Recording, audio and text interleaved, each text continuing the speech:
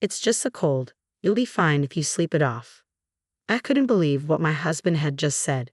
Despite my high fever, he was planning to leave me and our young daughter to attend a friend's wedding overseas. Off he went, genuinely excited about his trip, unaware of the surprising twists awaiting him. My name is Allison. I'm a 35-year-old stay-at-home mom, living with my husband David and our 5-year-old daughter Misty. Misty adores picture books and is a sweet, kind-hearted girl who fills our home with laughter. She is my pride and joy. David is a social butterfly, well-versed in various hobbies and always full of entertaining stories. He was the man I was proud to marry, and I believed that our union would bring eternal happiness. In the beginning, our married life was blissful. We enjoyed a sweet newlywed phase and were blessed with a child fairly quickly. At David's request, I quit my job when I got pregnant. The pregnancy was smooth, and I gave birth to Misty without any complications. That's when everything changed. After the birth, David underwent a drastic transformation. He started criticizing me relentlessly, calling me fat because I struggled to shed the baby weight. "You're not attractive anymore," he'd say. "Make an effort to lose some weight." While grappling with the challenges of first-time parenting, I was also chastised for not keeping up with household chores. Despite my pleas for assistance, David's response was harsh. "Don't be lazy. You eat but can't even handle chores or childcare." Unbelievable. It became evident that David resented the time household responsibilities and childcare demanded of him. I was taken aback by this selfish side of him, especially considering how excited he had been about the pregnancy. Whenever I mustered the courage to ask for help, David would complain to neighbors and relatives, portraying me as negligent and incompetent, which left me feeling humiliated and afraid to confront him. However, the most significant problem was money. Before Misty arrived, we both contributed to a joint account and spent the rest as we pleased. Once she was born, David took charge of finances since I no longer had an income. Unfortunately, he provided very little for our living expenses. On one occasion, he insisted I manage with just $300 for all three of us. This caused me immense stress, affecting my ability to produce enough breast milk, forcing us to rely on formula. Between formula and diapers alone, $300 was woefully inadequate. Desperate to save money, I started cooking budget meals, but David's response was anything but supportive. He would angrily criticize the food, saying, "Don't serve me this cheap-smelling food." When I suggested finding a job to contribute financially, he belittled me, claiming, "You can't handle housework, let alone a job and raising a child. You're just planning to slack off and make me do everything. Manage with the money I give you." David vehemently opposed the idea of me working, perhaps fearing it would increase his household responsibilities. Now that Misty is 5 years old, David seems to have lost interest in her. He often ignores her attempts to engage with him, opting instead to immerse himself in his phone. I had believed that marrying David would create a happy family, but I was mistaken. Witnessing Misty's disappointment as David ignores her and refuses to play with her breaks my heart. Then, one day, I discovered that David had used the money we had saved for Misty's education. As I am not working, I worry that we are barely scraping by each month. David is responsible for managing our finances, yet he refuses to disclose our savings or expenditures. I suspect we may not be saving at all and could be running a deficit each month, prompting him to dip into the education fund. When I confronted David about it, he adamantly refused to explain how he had spent the money. Finally, he snapped, "I earned this money. How I spend it is my business. You and Misty eat because of me, so stop complaining." Despite my repeated attempts to discuss the matter, David remained obstinate, and our conversations led nowhere. Then David dropped a bombshell. A friend invited me to their wedding overseas. I was stunned. Even if his friends covered some travel expenses, going abroad would still be a significant financial strain. We were already struggling to afford Misty's education, so how could we possibly afford an overseas trip? I tried to discuss this with David, but he brushed off my concerns and began making arrangements for the trip. Divorce crossed my mind briefly, but the thought of Misty having only one father held me back. I couldn't bear to take that away from her. The day before David was set to leave, I was hit with a high fever. It had been years since I last had a fever, and this was the first time as an adult. I was plagued by headaches, nausea, dizziness, and body aches that clouded my senses. "Could you please consider skipping the wedding? I'm really struggling with this fever," I asked weakly. David chuckled dismissively, saying, You'll be fine if you sleep it off. His tone carried an edge of impatience as he added, "Stop being so needy. Handle it yourself. You can't even manage yourself, and you're not even working." Desperate, I pleaded, "Could you at least get some food for Misty? She hasn't eaten properly since yesterday."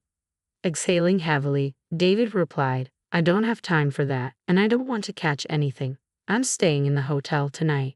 With that, he left us behind to attend the overseas wedding. At that moment, suffering from a high fever, I had made a decision. For Misty's sake, I knew I had to let go of someone as selfish as David. 5 days later, David returned home in high spirits. "I'm back. Why are Mom and Dad here?" David's parents were sitting in the living room. They remained silent. "What's going on? Where's Allison?"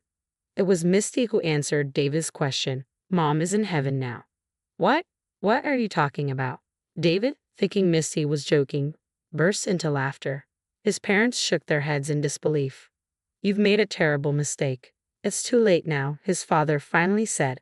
David looked bewildered, struggling to understand the weight of their words. Did Allison really die from that high fever? David muttered to himself as he watched his parents leave the house with Misty. She waved at him, but as usual, he ignored her. His parents got into the car and drove away. That was the plan. My parents and I were quietly waiting in the kids' room.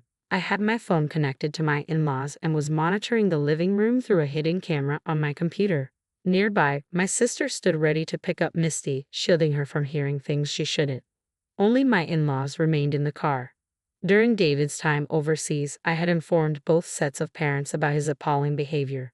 I had been contemplating divorce, but I knew he would resist paying alimony or child support.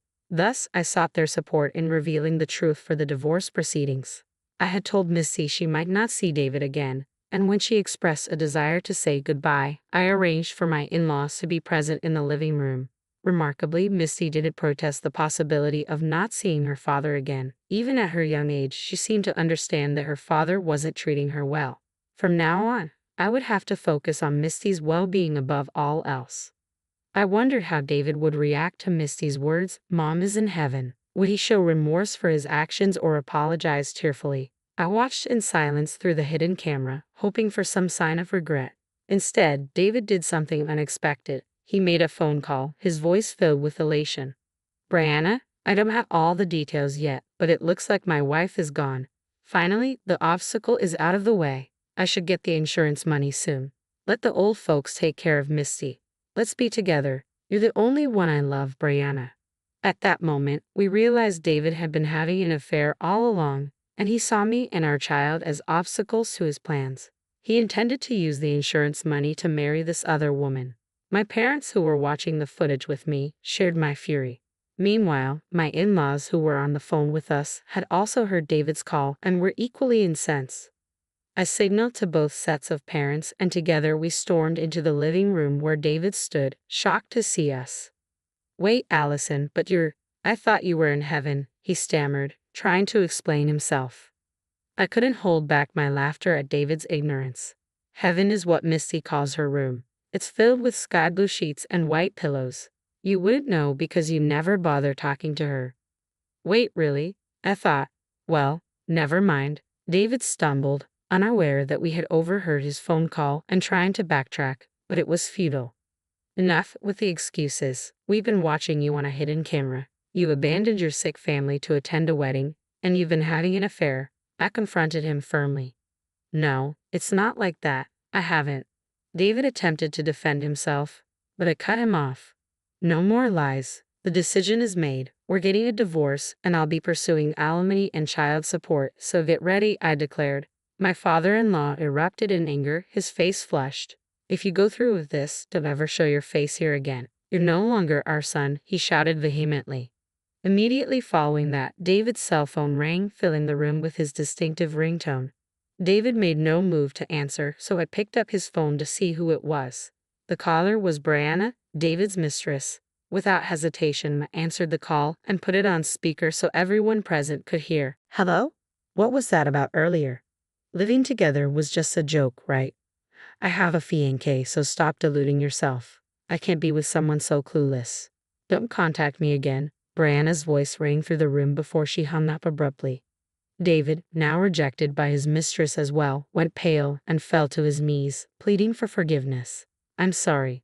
Please forgive me. If my family disowns me, you're the only one I have left. And I can't afford to pay alimony or anything like that. I've already spent so much on Brianna during this trip." David started rambling unprompted, as if attempting to explain himself. I gave him a stern glare. "So you didn't attend a wedding? You left your family behind for a romantic getaway?" Well," David faltered, unable to find words to justify his actions. "I couldn't believe he would abandon us and incriminate himself by admitting to an affair. I questioned why I had ever married such a fool. I should have divorced him much earlier." Watching David stumble over his words, I resolved to focus on moving forward with my life, just Misty and me. Later, I checked David's phone and discovered numerous photos and videos from his trip with his mistress. It was evident that his story about attending a friend's wedding was a complete fabrication. Armed with this evidence, I consulted a lawyer and initiated divorce proceedings, seeking rightful compensation and child support. The lawyer conducted an investigation, including a visit to Brianna, who supposedly worked at a nightclub. During the inquiry, Brianna claimed she was merely entertaining an older man as part of her job, but David stubbornly insisted they were in love, causing a significant uproar. It became undeniable that David had been financially supporting Brianna, which explained why he had been stingy with her living expenses and even dipped into Misty's college fund. David's life spiraled into misery, burdened by debts from his extravagant spending and the financial fallout of our divorce. His troubles compounded when news of his affair and lavish trips surfaced at his workplace, leading to a loss of respect and standing among his colleagues. Ironically, the nightclub where Brianna worked turned out to be a popular haunt for David's coworkers, leading to a dramatic confrontation between them.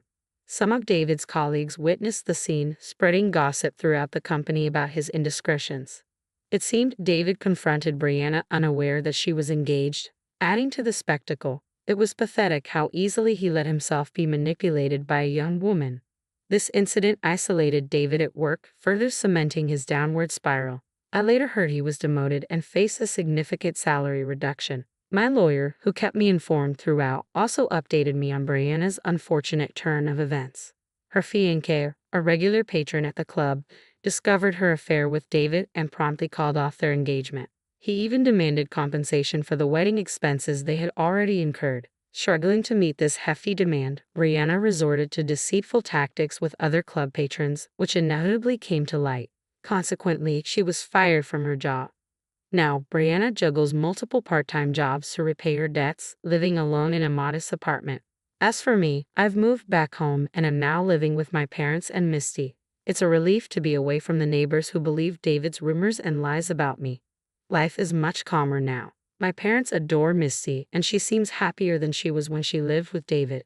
David has come to my parents' house a few times, pleading for another chance, but my dad has firmly turned him away. Neither Misty nor I have any desire to see him. If Misty expresses a wish to see her father in the future, I'll consider it, but for now, she has no interest in meeting him. I have no intention of reconciling with David, so I see no reason to engage with him. If his persistence becomes too much, I'm prepared to involve the police. Reflecting on where David and his mistress Brianna are now, I see how destructive affairs can be. They've lost everything and are now living a much more difficult life. It's entirely their own doing. From now on, my focus is on cherishing the happiness I have with my parents and Misty, and leaving David in the past.